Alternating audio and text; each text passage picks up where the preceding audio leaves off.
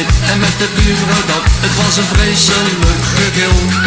En met de buurvrouw zus en met de buurvrouw zo, nee die Red Bull stond niet stil.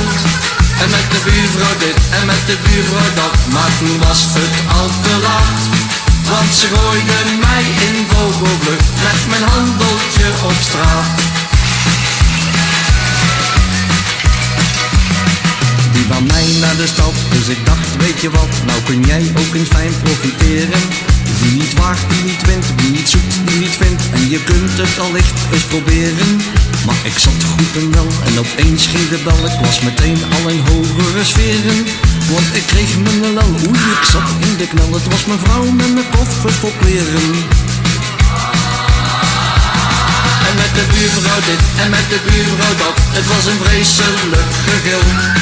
En met de buurvrouw zus en met de buurvrouw zo, nee die Red Bull stond niet stil. En met de buurvrouw dit en met de buurvrouw dat, maar toen was het al te laat. Want ze gooiden mij in vogelvlucht met mijn handeltje op straat.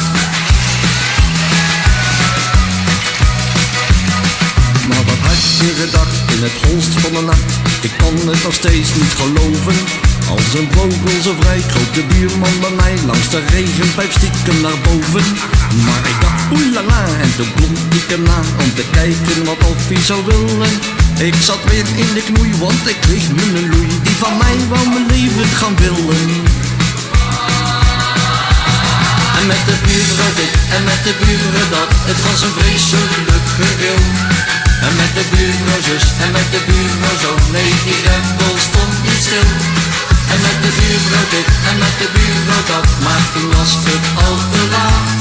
Want ze gooiden mij in vogelvlucht met mijn handeltje op straat. En met de buurvrouw dit en met de buurvrouw dat, het was een vreselijk gegil. En met de buurvrouw zus en met de buurvrouw zo, nee die Red Bull stond niet stil. En met de buurvrouw dit en met de buurvrouw dat, maar toen was het al te laat.